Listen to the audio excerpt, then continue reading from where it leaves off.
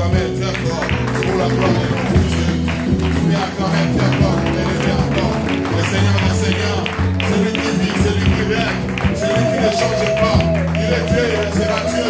Le Dieu de loi, le Dieu de bonté, le Dieu aux capacités illimitées, le Dieu d'Abraham, le Dieu d'Isaac, le Dieu de Jacob, le créateur du ciel et de la terre. Il est dit d'être acclamé. Il est dit d'être acclamé. Il est dit d'être célébré. Il est dit d'être magnifié. Il est dit d'être proclamé. Il est dit d'être honoré. Il est dit d'être célébré. Il est dit de notre roi. Le roi de roi. Le roi des seigneurs. Merci encore pour ta grâce.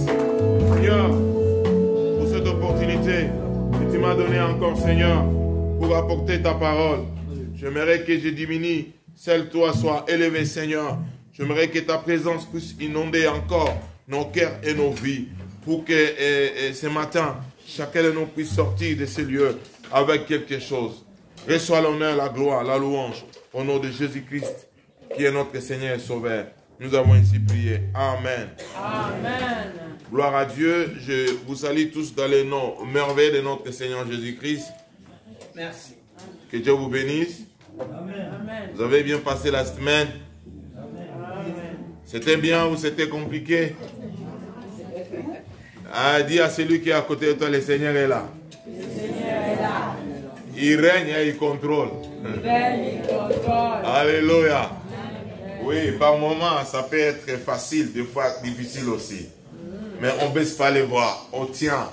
Parce que celui qui nous a appelés est plus grand que celui qui vit dans ce monde. Amen. Voilà, bien-aimés, sans plus tarder, j'aimerais aborder le message d'aujourd'hui dans la même orientation que le dimanche passé. Le dimanche passé, je parlais de l'oppression, être libéré de l'oppression et de l'obsession démoniaque. Vous savez, c'est un domaine où vous pouvez rester des années en train de parler de ça. Il y a de ceux qui en ont fait même juste un ministère, leur message clé. Tu entres dans cette église, ils parlent que de ça. Ils parlent de ça parce que c'est important. Alléluia. C'est important d'en parler parce que le diable opère et le diable touche et le diable est en train de détruire. Et nous avons réussi une mission un peu équilibrée. On essaye de toucher partout. Alléluia. Mais focaliser sur l'enseignement, la connaissance de la parole de Dieu. Voilà, aujourd'hui, j'aimerais parler sur les conséquences de l'oppression, de l'obsession et de la possession démoniaque. Les conséquences. Ce qui vient après. Lorsque le diable oppresse quelqu'un, il poursuit un but. Lorsque il obsède une personne, il y a un but. Il y a des conséquences qui s'en suivent. Même de l'obsession, de possession plutôt. C'est vrai que quand je parlais le dimanche passé, j'avais essayé d'évoquer quelques conséquences. Mais par la grâce de Dieu, aujourd'hui, je vais parler de 3 cas dans la Bible. Parce que je ne vais pas rester qu'au niveau littéral ou théologique. J'aimerais être un peu biblique et textuel. M'inspirer des textes de la Bible pour sortir quelque chose pour nous aider ce matin. Le premier texte que nous allons lire, nous sommes dans Luc chapitre 13, versets 10 à 13. L'évangile de Jésus selon Luc, chapitre 13, versets 10 à 13. Je m'en vais faire la lecture. Jésus enseignait dans une des synagogues le jour du sabbat. Oh, il y avait là une femme habitée par un esprit qui la rendait infirme depuis 18 ans. Elle était courbée et ne pouvait pas du tout se redresser. Lorsqu'il la vit, Jésus lui adressa la parole et lui dit: Femme, tu es délivrée de ton infirmité. Et il posa les mains sur elle. Immédiatement, elle se redressa et elle s'est mise à célébrer la gloire de Dieu. Amen. Dans ce texte, le premier texte que nous venons de lire, nous voyons une femme qui était habitée par un esprit impie. J'ai essayé dans la Bible pour chercher comment cet esprit impie est parvenu d'habiter dans la vie de cette femme. La Bible ne dit rien.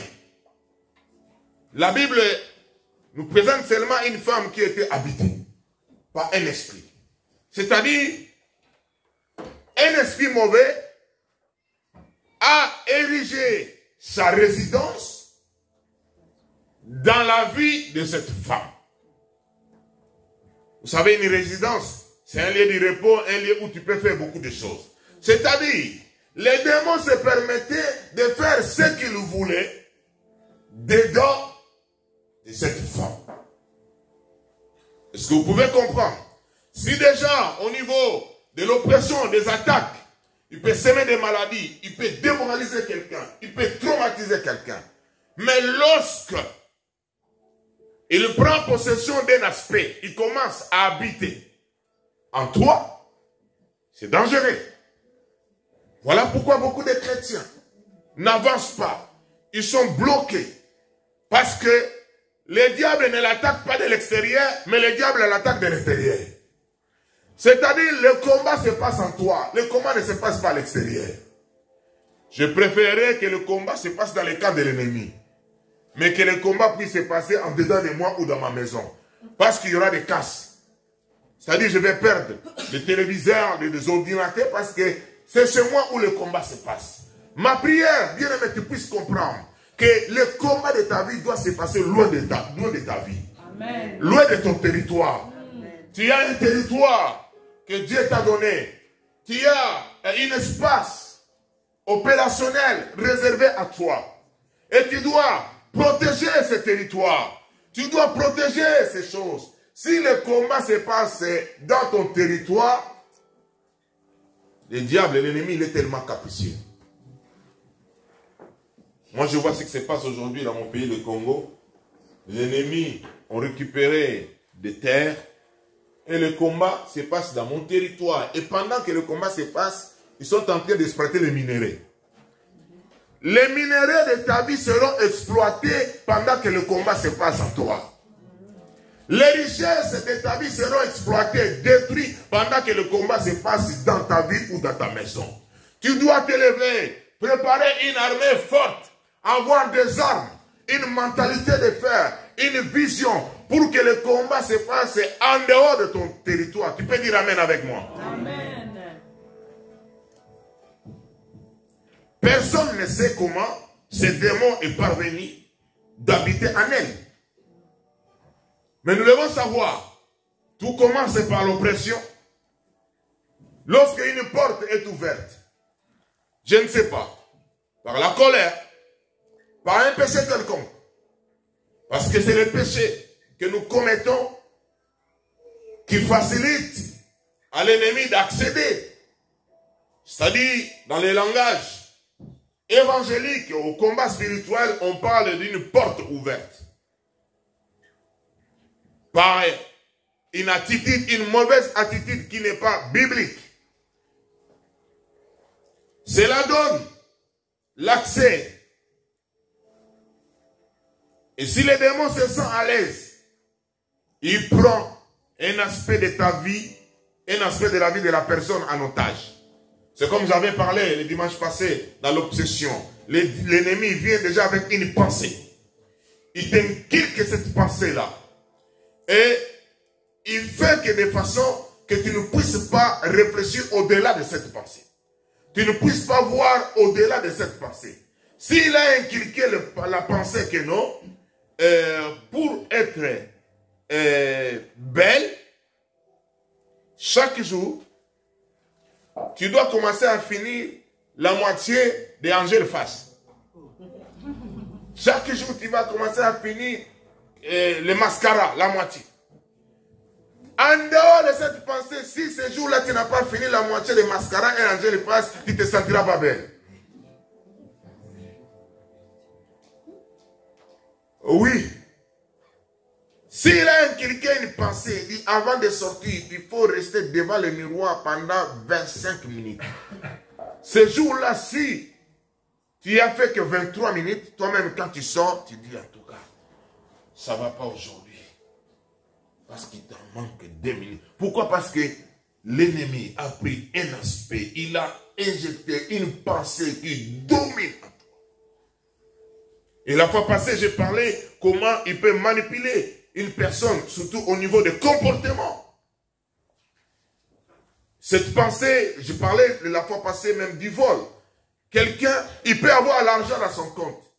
Mais pour lui, pour se sentir mieux, pour être à l'aise, pour être heureux, il faut qu'il vole. Même si il a l'argent pour acheter un sachet de sucre chez Cora ou bien chez Aldi, mais quand il entre chez Aldi, il va voler les sachets de sucre. Je connaissais un garçon comme ça en Hollande. Il avait confectionné un grand manteau. Et quand il entre dans le manteau, il avait des tours pour aller voler dans les magasins. Tour du matin, tour du midi et tour du soir. Et il savait qu'est-ce qu'il fallait voler le matin. Quand il entre, il dit il faut déjeuner, il entre. Dans son manteau, il met des saucissons, il met tout. Un manteau plein. Et il sort du magasin. Et à midi, quand il revient, c'est pour autre chose. Et le soir, il vient avec un sac. Un bon sac là qu'on a mis l'aluminium à l'intérieur. Quand il met les affaires pour que ça puisse pas sonner. Là. Un vrai voleur, un vrai professionnel. Et tu le vois dans les réseaux sociaux, on est en train de citer son nom. On est en train de crier. Il s'habille bien. Mais il est obsédé. C'est-à-dire, l'ennemi a injecté une pensée à lui. Sans les vols, tu ne peux pas être bien. Alors qu'il a la force, il peut aller au travail et il peut gagner l'argent. Des fois, il a aussi l'argent. Et pour le cas de cette femme, ce n'était pas le vol, ce n'était pas l'orgueil, ce n'était pas, je ne sais pas, les injures, mais le diable a réussi à impacter son corps, sa santé. La Bible nous dit, cette femme était habitée par un esprit qui le rendait courbé, infirme. Cette femme, elle était courbée pendant 18 ans. Je ne sais pas, elle était courbée à gauche, courbée à droite. J'avais une image, on a mis courbée devant. Peut-être qu'elle était courbée par en arrière. Il faut voir pour faire 1 kilomètre, tu vas faire combien de temps? Toi-même, tu devais une charge pour ta vie. Cette femme n'était pas courbée à cause d'une malformation génétique. Ce n'était pas à cause d'une maladie quelconque qui lui a rendu infirme. Mais c'était le démon qui habitait en elle qui la rendait infirme. Frère, le démon peut injecter une maladie. Voilà pourquoi certaines personnes, ils souffrent de maladies. Ils peuvent consulter les grands professeurs français, américains, suisses. On ne trouve pas la maladie. Mais on voit les symptômes de sida. On ne comprend pas comment il a attrapé. Lui-même n'arrive pas. Il dit, on voit les symptômes de sida. On voit les symptômes, c'est le tuberculose, le diabète, tension artérielle, crielle. Mais ce n'est pas causé par les déficits d'immunité sanitaire ou de notre vie, mais causé par les démons. Quel est l'objectif? C'est de bloquer ta vie. C'est détruire ton avenir. De détruire ta vie de femme, ta vie de l'homme, de détruire ta vie de parents, que tes enfants. Parce que quand ils te ciblent, toi, tes enfants sont derrière. Ouais, quand ils te laissent courber comme ça, tes enfants sont également soldés. C'est ça le diable. Pendant que tu dois, voilà pourquoi, bien aimé, tu dois comprendre que dans cette vie, le diable est là, le combat est là. Mais celui qui est en toi est plus fort que celui qui est dans le monde. Quand bien même tu es courbé, je ne sais pas, là tu lui dis, ah, pasteur vous parle d'une femme courbée, mais moi je ne suis pas courbé, moi je ne suis pas. Oui, tu es courbé spirituellement. Ta vie chrétienne courbée, comme ça. Tu as un langage courbé. Quand tu parles, tout le monde voit que c'est courbé. Tu as une vision de vie courbée. Ce que les gens voient mal, c'est ce que toi tu vois bien. C'est courbé. Qui a fait ça? Le diable. Comment cette femme est parvenue à être libérée, délivrée? La Bible nous dit, c'est Jésus qui est allé à sa rencontre. Je ne sais pas quel verset là, cherchez avec moi. Nous sommes dans Luc 13. Verset 12, la Bible dit, lorsqu'il l'a vu, il la remplace Jésus. Amen. Amen. Jésus lui adressa la parole et lui dit, femme, tu es délivrée de ton infirmité. Il y a certaines délivrances qui se passent comme ça, automatiques. Alléluia. Certaines délivrances, ça ne demande pas de complications. Tu es là, l'homme de Dieu te voit directement, il commence à te parler, il lance une parole de connaissance, il lance des déclarations et la personne est complètement délivrée. Et là, ça c'est Dieu qui arrange et qui prépare cela. Amen. Amen. Alléluia. Amen. Mais ne pensez pas que tous les cas se passera comme ça et tu vas croiser les bras. Moi je croiserai les bras. Celui qui va découvrir mon problème, ah c'est celui-là l'homme de Dieu. Et si toi-même tu as déjà découvert ton problème, viens voir l'homme de Dieu et tu le dis. Et alléluia. Tu commences déjà à faire le combat, toi. La guerre, toi-même, tu lis. Et si Jésus, il a, parce que, bien aimé, on peut voir. Le Seigneur peut ouvrir un homme de Dieu, bien un frère ou une sœur, les yeux spirituels pour voir que ta situation-là n'est pas normale. Ta situation-là, ce n'est pas causé par le pôle emploi. C'est causé par un certain démon. Oui. Quelqu'un peut voir, bien aimé, voilà pourquoi nous aimons le Saint-Esprit. Le Saint-Esprit peut montrer à quelqu'un, à un homme de Dieu. Voilà pourquoi, quand nous prions, le Seigneur peut lâcher des paroles comme ça. Si c'est ton problème et que cela est réellement vrai, ne résiste pas. Parce qu'aujourd'hui, nous faisons face aux chrétiens orgueilleux. C'est aussi l'esprit des démons qui opère. Et il y a une parole qui est sortie pour toi. Pour que tu t'humilies, on prie pour toi et que tu sois libéré. L'orgueil, le démon là, il fait la réplique. Si je dis ça devant tout le monde, comment ils vont me considérer? Non, je vais voir seulement le pasteur en privé. L'onction était en public. L'onction n'était pas en privé. Ce n'est pas la même onction. Est-ce que vous comprenez? Oui. Lorsque la parole est déclarée là, il y a une onction qui est liée à ces problèmes. Toi, tu attends, venir, c'est comme du choucroute qu'on a chauffé, je ne sais pas combien de fois. Tu attends, je vais le voir là, en privé. C'est ça la mentalité aujourd'hui chrétienne. C'est le genre de type de chrétien que nous avons aujourd'hui. Tu loupes devant ta guérison, ta délivrance à cause de ta faute, à cause de ton orgueil. Donc ici, c'est Jésus qui rencontre la femme. C'est la parole qui va à la rencontre de la femme. Comment la parole peut aller à la rencontre de la femme? Lorsque tu attends la parole. Alléluia. Amen. La Bible nous dit, vous connaîtrez la vérité et la vérité vous affranchira. Et si le Fils de l'homme vous affranchit, vous serez réellement libre. Des fois, certaines délivrances, on n'a pas besoin qu'on puisse prier pour toi, juste en écoutant la parole. Si réellement c'est ta situation, le Seigneur peut te libérer là où tu es.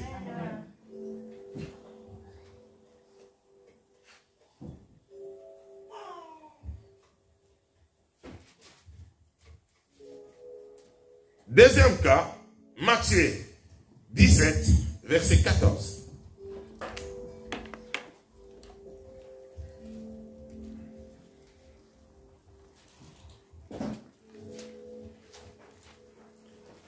Matthieu 17, verset 14.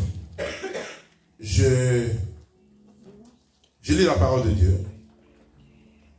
Lorsqu'il fit arriver près de la foule, un homme vint se jeter à genoux devant Jésus et dit, Seigneur, aie pitié de mon fils qui est épileptique et qui souffre cruellement.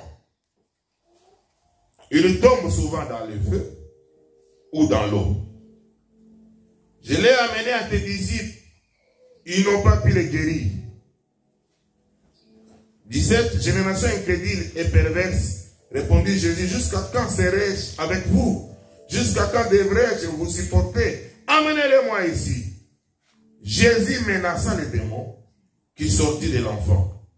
Et celui-ci fut guéri à partir de ce moment. Amen.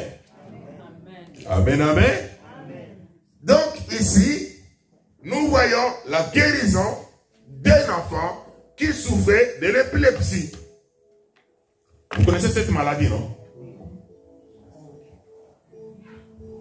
Il était épileptique. Il y avait un démon qui était à l'origine de cette maladie. Et la Bible souligne, l'enfant souffrait cruellement. Une souffrance cruelle, atroce. Une souffrance très, très compliquée. Une maladie, bien aimée. Personne parvient à le comprendre, à le maîtriser. Et la Bible nous dit, l'enfant tombait souvent devant le feu, ou dans l'eau, ou dans le feu. Souvent, c'est ça. Les gens qui souffrent de l'épilepsie, ils sont allergiques au feu. Quand il est à côté du feu, vous allez le trouver, il est tombé dans le feu, le bras est en train de se cramer là, et le bras reste là. Même dans l'eau, nombreux sont morts comme ça noyés. Même dans la poussière, il est là où il y a beaucoup de poussière, il va rester là et la poussière. Qui peut faire ça si ce n'est pas le diable? Oh, vous allez dire, oh non, c'est génétique, c'est scientifique. Ce sont les énergies qui poussent qu'avec les énergies du feu, de l'eau, pour que la personne tombe à côté. Ils ont leur intelligence. Vous savez comment les hommes intelligents sont? Les hommes intelligents sont ce qu'ils sont. Ils ont leurs argumentaires, leurs arguments, ainsi de suite. Mais pour ce cas, l'enfant, il y avait un esprit mauvais qui le faisait tomber, soit dans l'eau, soit dans le feu, pour arrêter la vie de cet enfant et faire entrer la tristesse dans la famille.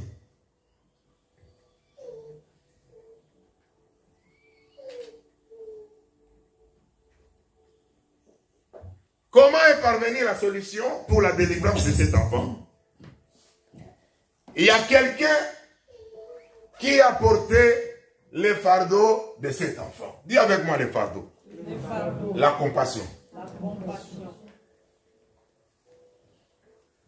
C'est quelqu'un qui avait le même sang avec cet enfant. C'est-à-dire c'est son papa. Parce que la souffrance de son fils était sa souffrance. Il a porté le fardeau de la maladie de son fils. Je me dire quelque chose, frère. C'est pas facile de trouver quelqu'un qui n'est pas de ta famille biologique de porter ton fardeau. Eh, alléluia. Eh, quelqu'un me comprend là? Je dis quelque chose de profond. Ce n'est pas facile de trouver quelqu'un qui n'est pas de ta famille biologique de porter ton fardeau. Le fardeau de ton problème. Mais si tu trouves déjà un, il faut rendre grâce à Dieu. Si tu trouves à l'église les frères et sœurs qui peuvent avoir un fardeau, une compassion pour ton problème, que ce soit de santé, un problème professionnel, il faut bénir Dieu et savoir en profiter. Parce que beaucoup de chrétiens ils négligent. Tu vois que quelqu'un a un fardeau pour ta situation, toi-même tu es en train je ne sais pas comment dirais-je, fouler aux pieds la compassion qu'on est en train de t'offrir. Frère, beaucoup de gens, pour bénéficier, et ce n'est pas facile de faire susciter un fardeau dans le cœur d'une personne. C'est pas facile. Toi, tu penses que quand, comme je te vois là la tête comme ça, tu as un problème directement, j'ai le fardeau, je commence à porter ça dans le cœur. C'est un mystère, ça. Quelque chose doit se passer, est-ce que vous comprenez? C'est vrai, Dieu est là, il fait les choses à merveille. Il peut susciter un fardeau, tic au tac. La personne est disponible. Mais des fois, je vais vous donner une stratégie. Le fardeau peut être suscité dans le cœur d'une autre personne à cause de ce que nous posons comme acte. Et alléluia. C'est que nous, bien aimés, Tu dois apprendre à poser de bons actes dans la vie. L'acte que tu vas poser un jour, ça pourra faire naître un fardeau dans le cœur de quelqu'un. Pour te soutenir pendant un moment épileptique. Et alléluia. Toi qui es chrétien, qui vis que pour toi-même, tu es là pour détruire toutes les relations que tu as. Même dans ta famille, même dans ton église. Tu dis, moi je suis homme solo. Je me suis fait seul. En anglais, j'ai oublié comment on dit ça. Self-man. Ah, moi je suis un self-man. C'est-à-dire, moi-même je me suffis. C'est ce que dit Tommy là. Les gens disent comment ils disent. C'est-à-dire, le poulet là, c'est pas parce que tu as mis le mwamba et tu dis que non. Le poulet là, c'est fait lui-même. Il est déjà bon lui-même là.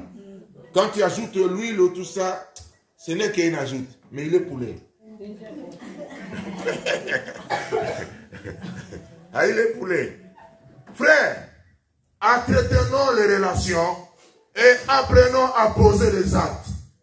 Les actes que nous posons, frère, ça peut être un mobile pour faire naître la compassion dans la vie de quelqu'un. Et un jour, il va te soutenir. Regardez ce papa. La Bible nous dit, il est allé voir déjà les disciples pour le cas de son fils.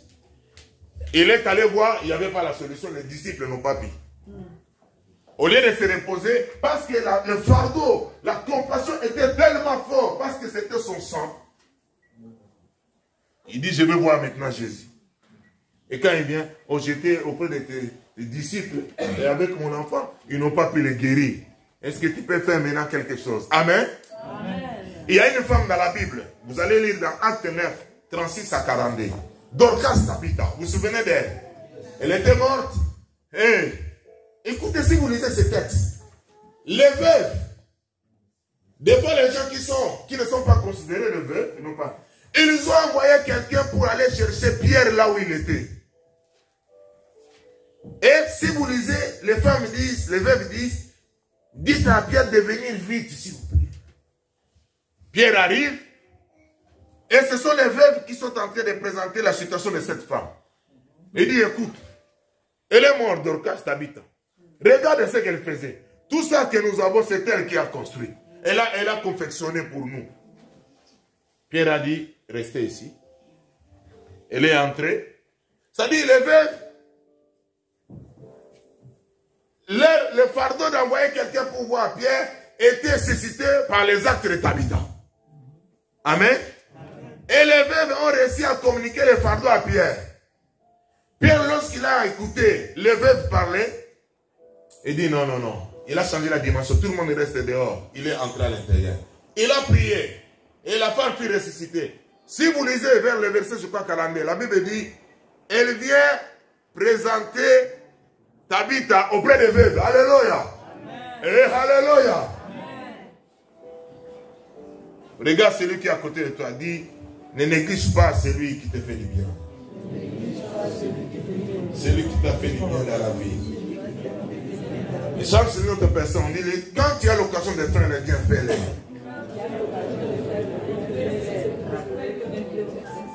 Répète encore, quand tu as l'occasion de faire le bien, fais-le.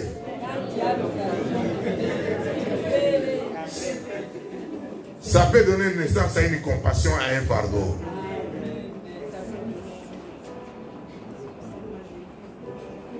Jésus dit, ces genres de démons sortent que par des prières et par des jeûnes.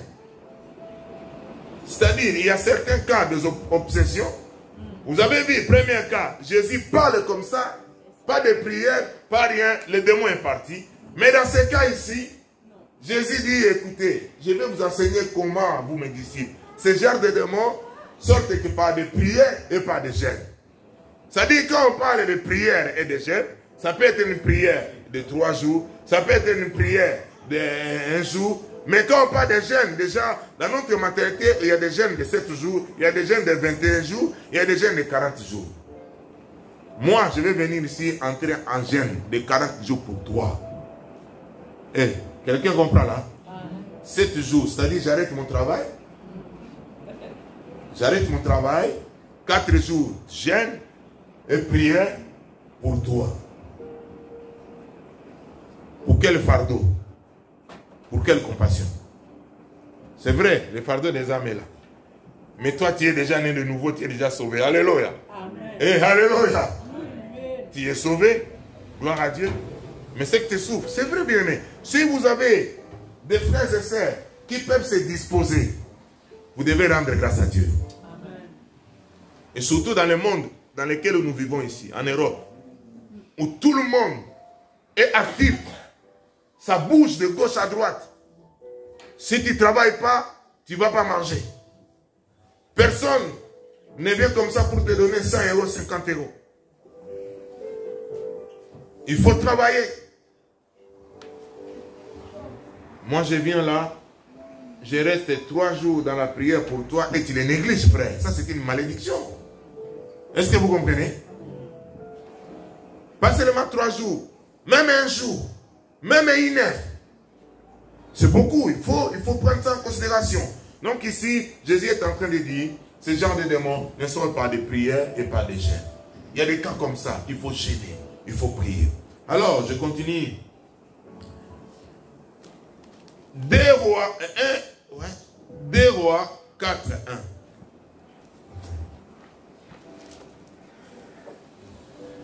2 Rois 4, 1. Je lis rapidement. Il me reste un petit moment pour finir là. Je commence à avoir un peu de temps.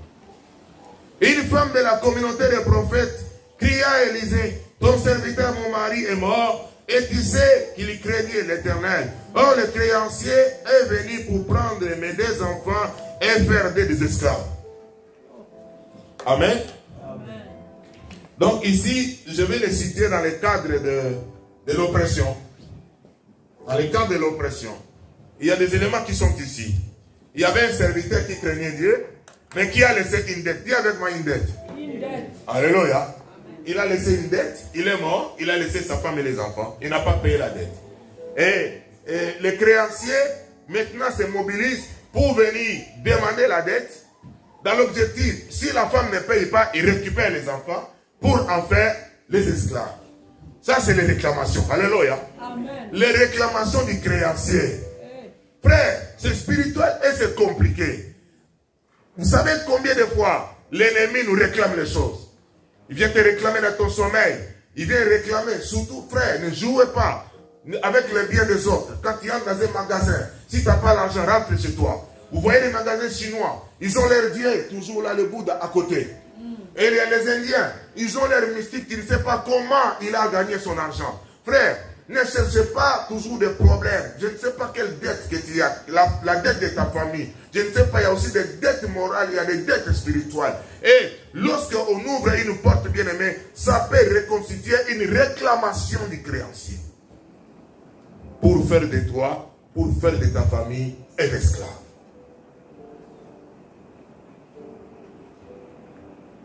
Dis avec moi les créanciers. Les créanciers. Les créanciers. Les créanciers. Comment cette femme s'est libérée de cette oppression, de cette menace? La femme est allée voir l'homme de Dieu. C'est ça qu'on appelle Kirda ou le dialogue pastoral. La femme a engagé un dialogue avec l'homme de Dieu. Un dialogue franc. Il dit, tu vois, tu savais comment mon mari craignait Dieu. Frère, même ses serviteurs, dont la Bible souligne, qui craignait Dieu, il est mort, il a laissé les dettes.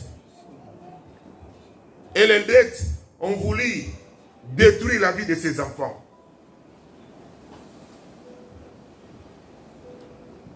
La femme est allée discuter avec l'homme de Dieu pour sa délivrance, pour qu'il trouve une solution. Dommage à ces chrétiens-là aujourd'hui qui trompent les hommes de Dieu avec les mensonges. Il vient comme ça pour expliquer les problèmes. Il est tenté de t'amener à gauche, de t'amener à droite pour que le Saint-Esprit puisse révéler à l'homme de Dieu. Frère, il y a des choses qui sont simples que tu connais, dis-les. Alléluia. Pourquoi tu veux perdre le temps pour que l'homme de Dieu... Oh non, je vais voir si réellement il est homme de Dieu, s'il écoute le Saint-Esprit. Frère, tu viens comme ça, l'homme de Dieu ne verra aussi rien. Mais il est homme de Dieu. Il a l'onction, il a la grâce de Dieu. Amen. Frère, ne jouez pas avec les salés, ne jouez pas avec l'évangile, ne jouez pas avec les ministères. Il y a certains qui viennent avec demi-vérité. Il dit, il choisit. Ça je vais dire, ça je ne vais pas dire, parce que c'est honteux. Ça je ne vais pas dire. Frère, la délivrance, ne cherche pas. On n'expérimente pas la délivrance avec de telles méthodes. Quand on vient, frère, avec un problème, dis le problème tel qu'il est. Dis la situation. Si tu es fautif, si tu as fait du mal, notre Dieu, il est miséricordieux. Il est juste et fidèle pour pardonner. Amen. Amen, amen, amen, amen. Amen, amen, amen. Le dernier point, Marc 5, 1 à 20. Mais je ne pense pas que nous allons tout lire parce que il me reste, je pensais qu'on pouvait prier.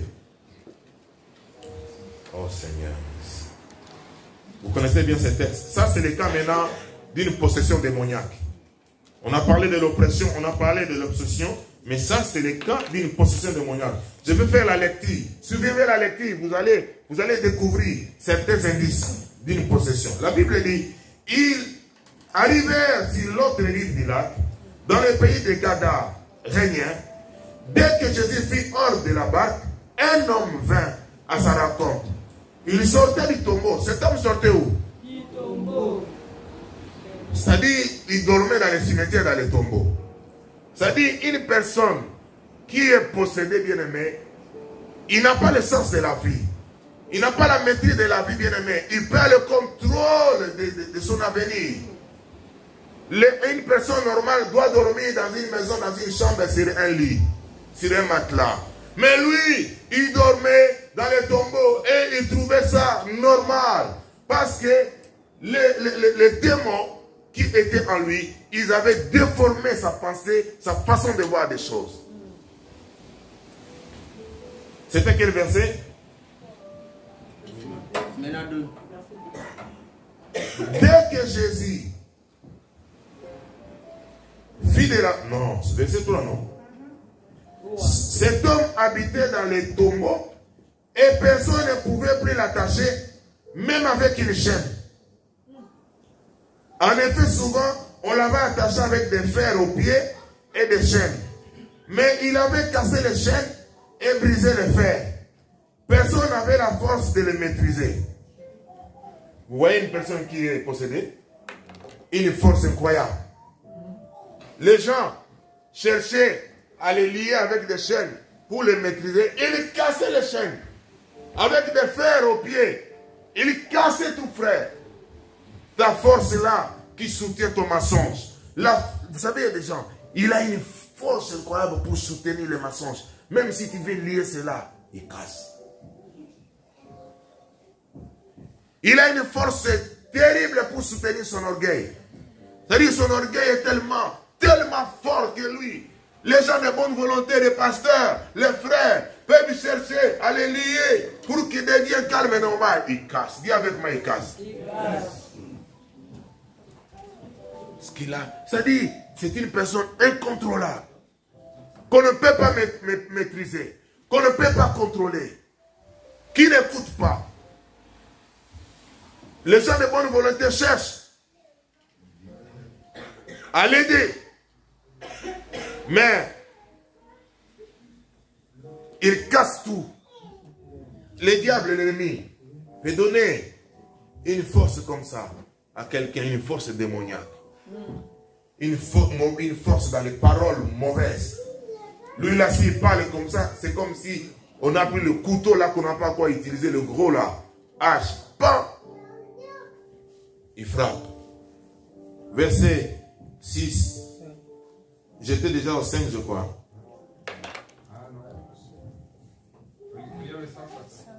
Le 5. Il était sans cesse nuit et jour, c'est-à-dire toute la journée, toute sa vie s'est passée où? C'est passé où? La Bible dit, il était sans cesse nuit et jour dans les tombeaux et sur les montagnes. Il criait, s'est blessé lui-même avec les pieds.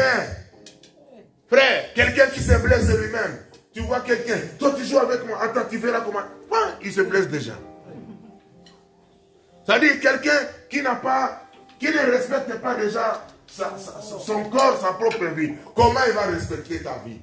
C'est-à-dire, il est manipulé dominés, possédés par les démons.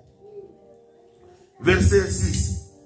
Il vit Jésus de loin, accourut, se prosterna devant lui, s'écria d'une voix forte, « Que me veux-tu, Jésus, Fils de Dieu très haut ?» Les démons, ils reconnaissent. Ils reconnaissent Dieu, mais ils n'obéissent pas. Est-ce que vous comprenez? Ils sont rebelles. Ils ne croient pas. Ils ne croient pas, j'allais dire, ils ne croient pas. Il dit, je t'en supplie au nom de Dieu, ne me tourmente pas. En effet, Jésus lui disait, sors de cet homme, esprit impie. Il lui demanda, quel est ton nom? Mon nom est Légion, car nous sommes nombreux. Ce n'est pas un seul démon, mais ils sont, vous savez, Légion, ceux qui ont fait l'armée, quand on parle Légion, je ne sais pas une Légion, c'est combien de soldats? C'est vrai? Légion, ça? 6 000. Mais c'est Google. Google. Il dit, nous sommes légion, nous sommes nombreux. C'est-à-dire, une multitude de démons dans la vie d'une seule personne. C'est ça la possession. La personne devient comme un démon, la personne est incontrôlable, la personne n'a pas le sens de sa vie, la personne devient comme un fou, la personne n'a le respect à personne, et la personne il vit comme ça, et l'objectif, écoute, ils sont là, ils ne veulent pas partir. Parce que quand ils ont vu Jésus, il a senti que ici, c'était une force plus supérieure. Écoute, ils viennent doucement. Oh Jésus, Fils du Très-Haut. Vous savez combien de serviteurs de Dieu, ils sont mariés comme ça par les démons. Dans la délivrance comme ça, c'est le démon qui est en train de se flatter. Oh, toi, tu es vraiment le véritable homme de Dieu. Parmi nous tous là, c'est toi qui es le meilleur. Lui, il est là, il est comme ça, les épaules montent comme ça. Le diable est en train de te camoufler, de jongler pour qu'il continue à détruire la vie de la personne. L'objectif, il ne voulait pas partir. Est-ce que vous comprenez? Il dit, laissez-nous, ne me tourmente pas. Et ce genre de situation, ça devient très compliqué. Ça demande beaucoup de temps, beaucoup de sacrifices. Et Jésus, avec son autorité, il a donné l'ordre, comme dans d'autres cas, il a menacé. À certains moments de prière, il faut menacer. Quand on parle de menace, ça dit la terre. C'est là où est venu le combat spirituel. Dans certains cas, bien il faut combattre. Il faut se lever. Il faut se battre pour ta propre vie et solliciter le soutien d'autres personnes pour que ta vie soit libérée. Donc, les conséquences de l'oppression, de l'obsession, la possession, ça peut être la maladie, déformation de comportement. Il peut rendre aussi quelqu'un incontrôlable, un détraqué mental, dans l'objectif que tu ne puisses pas avoir de l'espérance dans la vie. Mais Jésus-Christ, le roi des rois, il est venu pour nous sauver et pour nous délivrer. Amen. Alléluia. Bien-aimé, toi qui es là, tu es béni. Parce que nous avons l'héritage qui est la parole de Dieu. La Bible dit, il a envoyé la parole et la parole a guéri. Ils vous feront la guerre, mais ils ne vous vaincront jamais. Vous connaîtrez la vérité vous affranchira. Et si le Fils de l'homme vous affranchit, vous serez réellement libre. Ma prière que tu sois libre. Ma prière que tu sois libre. Ma prière que tu sois libre. Au nom de Jésus-Christ. Mettons-nous debout, nous allons prier. Remercie le Seigneur pour cette parole.